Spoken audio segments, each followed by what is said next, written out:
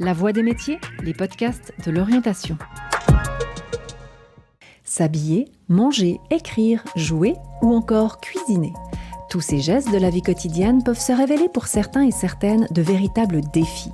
Grâce à un travail de rééducation et d'apprentissage, les ergothérapeutes accompagnent les personnes qui présentent un dysfonctionnement physique, psychique ou social afin de maintenir au maximum leur autonomie personnelle. Jérôme est ergothérapeute en pédiatrie, mais aussi auprès d'un public plus âgé pour lequel il se rend à domicile. Ce jour-là, nous l'avons rencontré dans son cabinet où il aide les enfants en situation de handicap à vivre le plus normalement possible.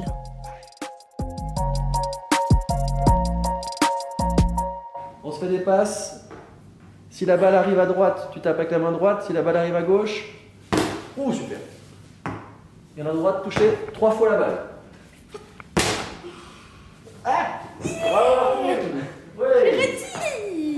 Alors, je m'appelle Jérôme, je suis ergothérapeute, j'ai 40 ans. Je travaille un jour par semaine dans un cabinet à Vauru en pédiatrie.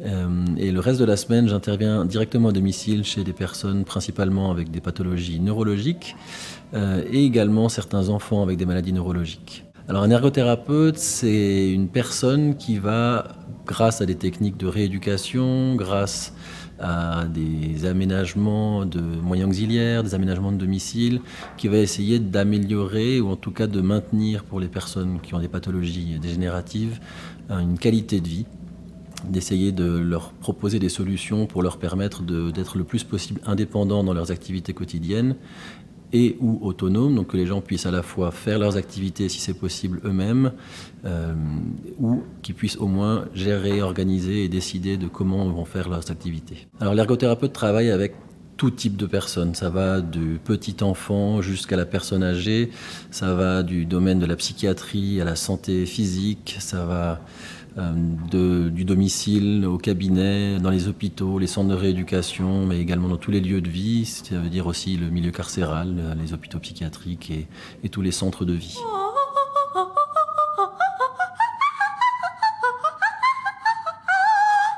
Martine, comment tu sais faire ça toi ? J'ai un préné, moi. Je préné. C'est quoi ? Tu t'es entraîné ? Oui, j'ai entraîné. Il est incroyable. Ouais, je l'ai incroyable. Oui, c'est incroyable. Alors une journée de type pour moi, ça dépend des jours puisque je travaille certains jours plus en cabinet avec les enfants. Donc ça veut dire que je vais arriver à avoir grosso modo 3 thérapies le matin, donc 3 enfants différents, soit à domicile ou à l'école, soit directement au cabinet. Et ça va être des séances qui vont être très très variées. Certains enfants ont des troubles, par exemple, de la motricité, de l'écriture, des troubles de la concentration. Donc on va essayer de proposer des activités, si possible ludiques ou créatrices, qui vont permettre à l'enfant de travailler sur ses difficultés, d'essayer d'améliorer ses points qui lui posent plus de peine, tout en essayant de les intéresser. Et pour ça, la meilleure source d'inspiration, c'est eux. Donc finalement, on va essayer de se baser sur ce qu'eux ont envie de faire, et nous, on va les accompagner pour que l'activité ait un sens et un objectif thérapeutique derrière. Et puis voilà, je peux avoir différentes thérapies dans la journée avec différents types de troubles. Ça peut être des enfants avec des troubles du spectre de l'autisme, des troubles de malformation congénitale, des troubles praxiques, des troubles dysgraphiques, dysorthographiques, dyspraxiques, enfin tous les 10 qu'on peut entendre. Enfin, on ne s'occupe pas de tous les 10 en ergothérapie, mais on en retrouve bien quelques-uns. Ça sera peut-être pour une journée type au cabinet, sachant que moi j'ai un chien que j'utilise en thérapie et puis du coup j'essaie de l'utiliser aussi avec certains enfants, ceux qui le souhaitent. Évidemment, je ne veux pas l'imposer. Et puis, donc dans ma journée type, je dois aller promener mon chien quand même. Donc ça fait partie de ma journée type. Et sinon, les autres jours, je travaille du coup directement à domicile chez les personnes. Donc je vais aller voir peut-être une personne qui a fait un AVC, par exemple, donc un accident vasculaire, qui se retrouve avec une paralysie partielle ou complète d'un côté. Et je dois l'accompagner pour essayer d'améliorer son indépendance, pour pratiquer certaines tâches seul, récupérer de la motricité au niveau de la main, du bras, de l'équilibre debout, l'équilibre en activité, ou que la personne puisse à nouveau faire sa toilette seule, son habillage, aller faire les courses. Voilà, toutes sortes d'activités qu'on doit faire au quotidien pour vraiment essayer d'améliorer sa qualité de vie.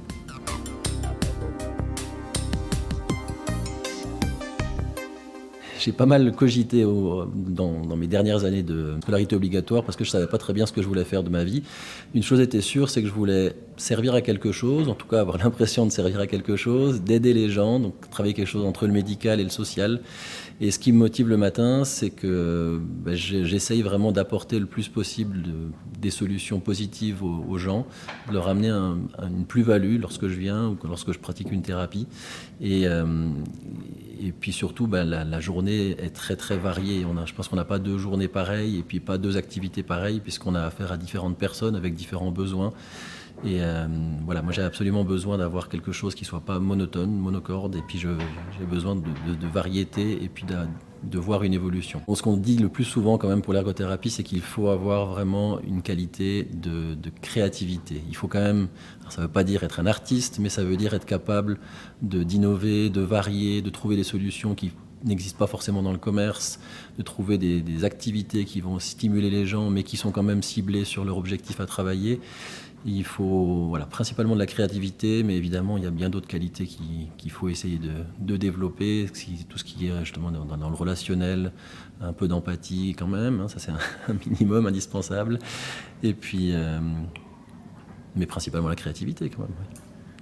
Alors, on fait une fois chaque pièce. Donc celle-là, elle est faite. Comme elle est faite, on va la mettre ici. Alors, tu la places bien au bord, tu la tiens fort, fort, fort. Il ne faut plus du tout bouger jusqu'à ce que tu aies fini ton trait. Alors, tu te rappelles, les pièces qui sont faites, tu les mets où? Exact. Ok, super.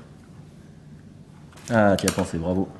Alors, les avantages du métier, et surtout spécifiquement à l'ergo, c'est qu'on a un champ d'action qui est extrêmement large. Ça veut dire qu'on a des objectifs, donc une ordonnance médicale qui est rédigée, qui nous demande de travailler certaines choses, mais dans les moyens d'y arriver, on a vraiment une palette qui peut être, qui est quasi infinie, puisqu'on peut mettre en place toutes les activités qui nous semblent adéquates et motivant le patient pour y arriver. Donc on peut très bien partir d'une activité à table toute simple, classique, jusqu'à une activité créatrice où on peut aller faire de la menuiserie, on peut aller faire les courses avec un patient, on peut aller au cinéma avec un patient si c'est un objectif au niveau relationnel, social. On peut vraiment aller dans tous les domaines qu'on veut du moment qu'on est en train d'aller dans un objectif fonctionnel et qu'on va apporter d'une plus-value au patient. Comme dans tous les métiers liés à l'humain, je dirais qu'effectivement le point négatif, c'est les relations qu'on peut créer avec certains patients, parce qu'on a beau parler de distance thérapeutique, moi je ne suis pas forcément convaincu que ce soit quelque chose qui est toujours possible. Quand vous travaillez avec un enfant de 12-13 ans qui a une maladie neurologique dégénérative, et forcément vous créez un lien avec, un lien affectif, même si on doit le mettre un tout petit peu à l'écart lors des séances.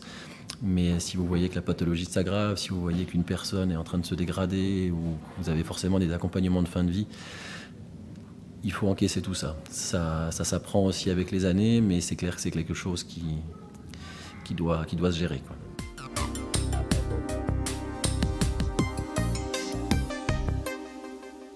Généralement, ça se passe comme ça. On reçoit effectivement une demande, donc une ordonnance d'ergothérapie, et on va faire une première rencontre avec la personne ou les enfants et les parents des enfants.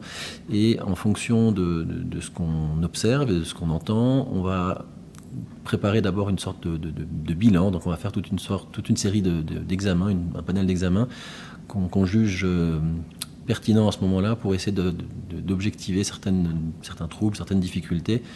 Et en fonction de ce qu'on observe pendant ce bilan, on va mettre en place justement un plan de travail, un plan de traitement spécifique et personnalisé à chaque patient. On aura bien sûr comme premier feedback le retour de la personne ou de l'enfant ou des parents ou des enseignants sur l'évolution. Mais il y a aussi ces bilans qui vont nous permettre de faire à intervalles réguliers le point de la situation et puis si besoin de réorienter la prise en charge. Moi je prends la raquette dans ma main gauche et toi dans ta main droite, exactement. On essaye, moi non plus j'arrive pas avec la main gauche, c'est pas grave, on essaye un petit peu. Et après on fera avec l'autre main. T'es prêt? À toi. Oh là là, t'arrives très bien, dis donc. Dans notre profession, on a obligatoirement contact effectivement avec d'autres corps de métier, à savoir qu'on travaille systématiquement sur prescription médicale, donc de toute manière on doit avoir une relation particulière avec le médecin puisqu'il doit nous prescrire, nous proposer, en tout cas nous demander d'intervenir pour telle ou telle raison. C'est pas toujours encore très très bien connu notre métier, donc c'est aussi à nous de représenter l'ergothérapie auprès des médecins prescripteurs, leur expliquer ce qu'on peut faire, les différentes facettes de notre métier, et effectivement pour avoir une prise en charge le plus efficace possible auprès de nos patients, on doit avoir un lien forcément avec tous les thérapeutes et toute l'équipe qui peut participer, enfin pratiquer en tout cas autour de ce patient. Donc en pédiatrie, c'est clair qu'on a des réseaux dans les écoles, on peut avoir contact avec les enseignants spécialisés, avec les responsables d'établissement, avec les logopédistes, avec les psychomotriciens, avec tout le réseau finalement qui gravite autour de l'enfant. On a forcément aussi un lien avec la famille, puisque la famille qui gravite autour de la personne ou de l'enfant, on doit aussi discuter avec eux, de savoir quels sont les besoins, quelles sont les évolutions, etc.